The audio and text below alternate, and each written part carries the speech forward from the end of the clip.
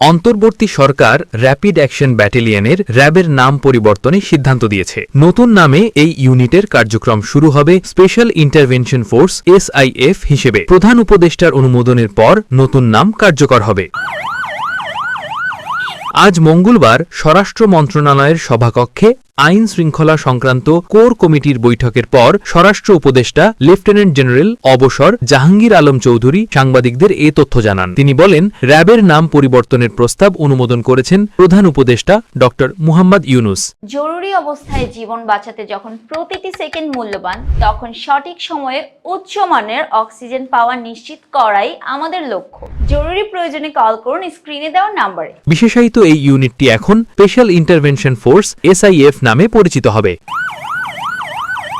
আদেশ জারির পর নতুন নামে কার্যক্রম শুরু হবে। স্বরাষ্ট্র উপদেষ্টা আরও জানান, নতুন নামের সঙ্গে সঙ্গে ইউনিটের পোশাকেও পরিবর্তন আসছে। ইতোমধ্যেই নতুন পোশাক তৈরি শুরু হয়েছে এবং পরবর্তী সপ্তাহে নতুন পোশাকে SIF সদস্যদের দেখা যেতে পারে। তিনি আরও উল্লেখ করেন, গত 1.5 বছরে র্যাবের কার্যক্রমের ধরনে পরিবর্তন এসেছে। অনেকের আশা অনুযায়ী এই ইউনিটের নামও পরিবর্তন করা হয়েছে।